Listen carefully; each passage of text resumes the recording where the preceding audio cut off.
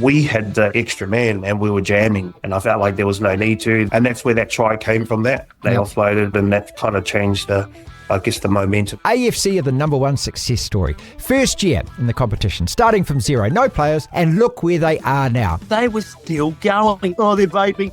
You know, you let their vape out. It's 4 o'clock. Go and home. Get yourself a line. Go home. You're not getting any, and your team just lost, mate. Welcome to the DSPN. John Walker wins the 1,500 metres gold medal at the Olympic Games. The All Blacks have won by 29 points tonight. The Devlin Sports Podcast Network. Welcome to the podcast, people. Martin Devlin, Lachlan War, back with you again. Thank you so much for joining us on the DSPN here on the YouTube channel. We slice and dice the daily podcast into bite-sized chunks for you, and kindly ask if you can hit that subscribe button for us. Almost 7,000 subscribers now.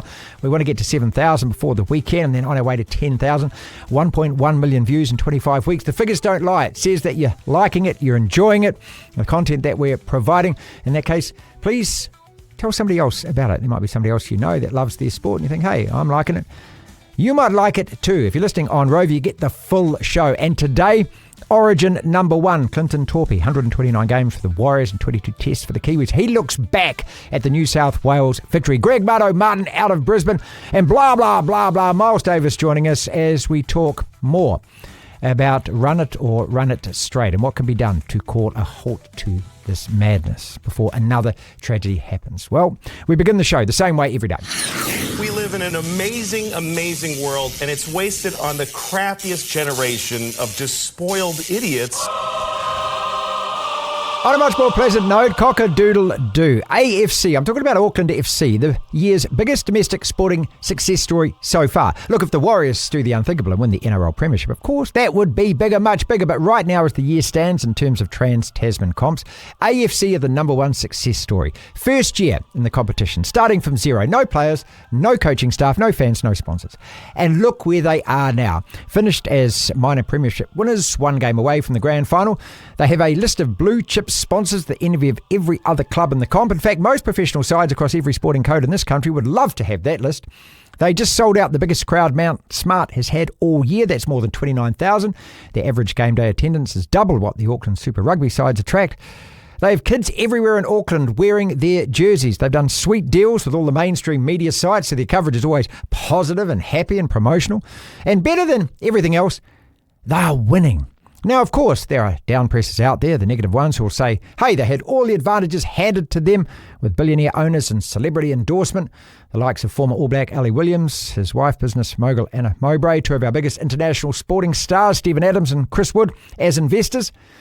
Auckland FC is kind of like, I think, the welcome to Wrexham story of A-League football. But even with all that, they still had to find and hire the right coach. They still had to find, identify, and secure a squad of players good enough to compete from day one. From zero, they still had to mould those players into a team committed to each other and the club. They still had to attract a fan base and give those fans enough to keep coming loyally back. Every single box ticked bar one. And that, of course, the only box remaining was to win it all, which they missed. In the history of Trans-Tasman sporting competitions, no first-year franchise has ever won the chip. So bummer about the ending. It felt like it was all just a little abrupt and came too quick. 1 week more, could have gone to the grand final. And then the next week, season over. And I think that disappointment will linger. It should. It has to already. It's got to provide motivation for next year. But when looking back at this first season in totality, hell yes, it's been a success. AFC, they deserve every ounce of praise and congratulations they get. Devlin.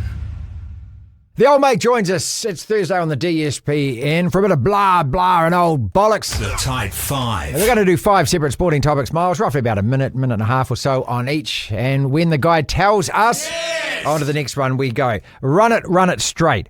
State of Origin being played at Wembley. Can the Canes win it all? The A-League season and the future of the Phoenix. And this golden point thing for Lions if it's all drawn at the end of the third test and the series is drawn. Run it straight. I did a big piece on this yesterday. It is just heartbreaking that a young boy and he is a boy at 19 years old in Palmerston North died from this. He wasn't part of the official competition, if you want to call it that. But mate, I just can't see how this can possibly still be let to happen in New Zealand. It's not a sport. Let's establish that it's not a sport, and the dangers inherent in it and everything else. I'm perplexed, mate. Let's, just quickly before I go on my side of that, you should be ashamed of yourself that when you do a podcast like that or a bit on it, that you get your missus to repost it on Facebook and say, "What? I agree 100% with this, my old man. It's Thank fantastic." you. Just like having your mum saying, "Oh, he's the bestest player in the team. He should be captain." I'll take any help I can get. Anyway, I'll get rid of that. I agree. I mean, obviously, it's ridiculous. In terms of the death, people might say, well, people die playing rugby. Well, a hell of a lot more people play rugby than do this ridiculous game. The issue that I've got with, or the concern rather that I've got with it, is how do you stop it from happening? I mean, you look, dogfighting, for instance, abominable, disgraceful thing. It happens behind closed doors. Bare knuckle fighting, unlicensed boxing. It happens. I just don't know how you can stop it from happening. It should not be endorsed. Do you make it illegal? Will that just make it more... I don't know. There should be no authority as far as, or no governing body allowed in New Zealand for it. It's a ridiculous thing. If you want to do that, play the proper games already there. Why don't you play league? Why don't you, go down your club. Just one-on-one, just doing it. Take up boxing or MMA. Then you can legitimately do things to each other. But to introduce this, I just wonder where it came from and who's making the money. Well, this is the thing. It is about making money. I applaud New Zealand Rugby for their stance, and I would encourage the Warriors to do the same. The Warriors have a massive influence, and I think that as a club, they should be doing what New Zealand Rugby should be doing, and they should come out with a statement really strong and just say, we're not in any way going to endorse this. We're not having any of our players go near it, even though they did have one of their players turn up to one of those events, and we don't want anything to do with it, and we urge our fans especially not to get involved. That would go a long way. How do you stop men and boys being absolute morons? Well, you don't. You can't. No, you don't. It's in our DNA. Yeah, it is. We're idiots, and the more But dangerous. as long as it's not officially sanctioned, if you remove it from trying to be a sport, that's a start, I think. Yeah, very much so. But I don't think you can legislate per se against it, and I don't think that would be advantageous. State of origin going to Wembley. They're talking about Eden Park. They're talking about Wembley. I must admit, I find this puerile. I really do. Look, I mean, I like the state of origin. I know that you struggle with it. I like the state of origin and I like watching it. But to me, it's Queensland and New South Wales, and that's where it should stay. Even getting it here is a gimmick. It's like having the Super Bowl and playing it in Saudi Arabia. Why take it to Wembley? What would be the point of that? Yeah, honestly, I mean, bringing it here would make more sense. Because there is a big following for that particular competition over here in New Zealand. I think probably sparked by the likes of Graham Lowe, when he coached Queensland. Yep.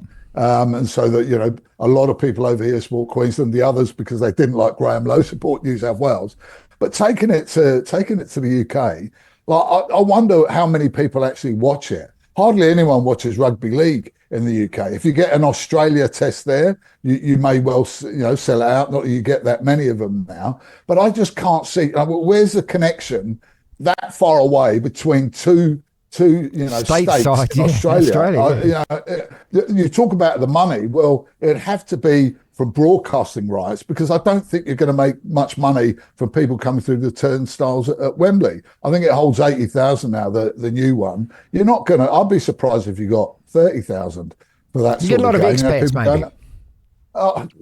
I mean, how many overstayers are there? Probably quite a few. Quite a few. Probably quite. Ask yourself, quite mate. A few of them. Hey? Yeah, well, that's fair enough, mate. And I suppose I do go and watch games over here, so fair enough. But it's all, mate, it's all about, they've watched the NFL. Yeah, that's it. They've watched the NFL do it. But the NFL is something relatively unique. They've got the odd competition going in Europe, but it's Mickey Mouse compared to the real thing. Yeah, there's only They've one already NFL. got rugby league over there. They take the NFL and it's so razzmatazz and put up. It's an entertainment thing in itself. I think they even had a game at West Ham and a game of baseball. Yeah, they did. That's right. Baseball they took over there. So maybe they're just trying to piggyback on that and think, this is going to take the thing worldwide. I mean, the fact that it takes precedent over international rugby league for me is a disgrace. Yeah, I know, you've always been up two states that I don't really give a monkey's about playing each other. Top players, don't get me wrong, top quality rugby league, but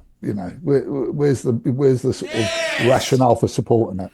Can the Canes win it all? Big game against Moana this weekend. Both Savia brothers picked to play, so it's a big welcome home for them. I think the Hurricanes win this game, but I'm more concerned about then what happens in the playoffs, because at this stage, when you look at the points table, the Hurricanes will go either it'll be fourth, so they'll go away either Crusaders or Brumbies, and they're going to have to win on the road. Can they do it? The way that they're playing at the moment, can the Hurricanes do it?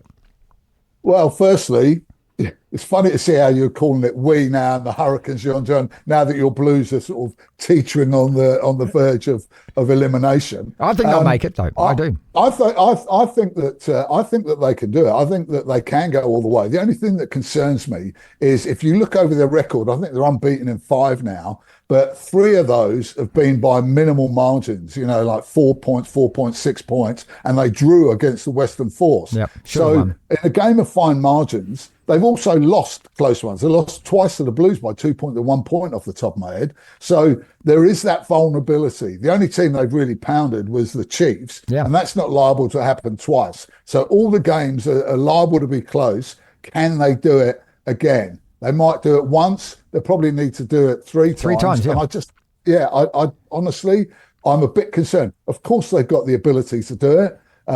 They've shown that, but the closeness of it worries me. What about you? No, I think the Chiefs have got to be favourites, and I think that home advantage for them is what tips them over that favourite edge for me. I am always suspicious about that Christchurch lot, though. That's the thing. I mean, they're the team you know, and I know. Yeah, that's right. Yeah, so especially down there in the village of the Dam, it's going to be tough. They got to go to the Brumbies and win, and I kind of think the Brumbies should maybe win that at home, but the Crusaders, I'll never write them off. And even in a one-off game against the Chiefs in Hamilton, if they get there, I'll never write them off. But I think I'm inching towards the Chiefs because I just think that home advantage. Plus, also the way they played against Moana, mate. I mean, God, have you seen a better performance on a Super Rugby field? See, I'm torn for this weekend. I'm really torn because I want your rabble to get kicks out. I want the Blues out. And to do that, they've got to it's be likely that Moana have to beat the Hurricanes. Yeah. And I'd quite willingly take that tackle, even if it makes a harder fixture. So I've really put my hand up. But to me, it'd be more important that the Blues get kicked out than the Hurricanes win. You spent bloody more. You spent longer in Auckland than you did in Wellington. No, I think I've overtaken it now back in Wellington. But the thing is, if you go somewhere where you despise them for 17 years, you don't suddenly get enamoured with them. Unlike you treacherous dog. Well, hang on, I've been up here for 30 years, haven't I? I used to love going to Eden Park, mate, and watching watching Auckland or the Blues lose. It was fantastic. Let's talk about the A-League. Auckland FC getting all the praise, all the glory. Bummed it in the last game, and now got a Melbourne grand final between the City and the Victory. What my concern is, though, is Auckland FC are going to go from strength to strength. They've got the money behind them, which is so important. And, I know that, and I started the show by saying this, I know that a lot of people say, they had all the advantages. You've still got to put a team together from scratch. You've still got to put your coaches together from scratch. You've still got to get all the buy-in from scratch. So they deserve a hell of a lot of praise. I'm really worried now about where the Phoenix are going to be, Miles, because Costa leaving says a hell of a lot to me. That says he doesn't have the confidence in that side. He's come back, he's scored 20-odd goals in 50 games. He's played some of his best footy. He's off. You've got, 3,000 fans turned up for the last couple of home games, which is amongst the lowest attendances they've had. And now that there'll be parents saying to their kids in that Phoenix Academy, there'll also be Auckland scouts and agents and people ringing those kids and going, we can offer you this. We've got Bournemouth sitting there over there. We've got all of that. I just really worry now as Auckland FC goes like this, what happens to the Phoenix? Yeah, and it's quite sad, really, because without the Phoenix, I think Auckland would have struggled. I mean, when did the Kings or the Knights get a crowd as big as Auckland FC have got? I don't think so. Where's that come from? Yeah. It's come because the fact that the A-League has been in New Zealand for all that time. The Phoenix have got there or thereabouts, and it's built the interest. So when Auckland finally got their own one, everyone's bought into it. So true. It's been boosted by the success. Yeah. But their lowest crowd up there, 13 grand, is twice the average crowd of the Phoenix, which is just above 7. And they're the top in terms of average crowds for the whole competition. So they've obviously done a great job. And I am concerned, along with Barbarouses, they've lost Sutton and Wootton as well. And how do you replace those guys? A, where's the talent? Where are you going to find them? B, we know how hard it is to persuade people to come to Wellington. I mean, it's a great city, a little bit down from what it used to be, but it's still a great place. but people would rather, if you get the choice, you and I, Melbourne, Brisbane, Sydney. Oh, of course, yeah. I mean, obviously, it's an absolute no-brainer. This is what the Warriors have always struggled with as well, just being in New Zealand. It's the same thing, isn't it? And especially for Wellington, especially for the Wellington players, they're looking at, okay, opportunities in Auckland. I dare say they get offered a lot more money in Auckland. And this is what do the investors and the Phoenix have to really stump up cash? How can they compete against what is going on? Well, when you get a local boy like Costa leaving, that's a real sign. And the problem is with a lot of the fan base down there, just like the Warriors, they've got a really good core. In fact, the Warriors have probably got 2 or 3 times the core. But if they're not winning, it's a classic Kiwi thing. If my team's not winning, I'm not going to go. I mean, if West Ham did that, they'd have no crowds ever. We're averaging over 60,000 to watch that load of shite. Exactly. I mean, the only decent results we have is beating you and beating Arsenal away. So, I'm really concerned, like you are, and I think they've made a mistake giving Chiefy another go. They're enamoured with him for the season before, and I just think it was a mistake. I think they should be more ruthless, and I just think there's going to be more of the same.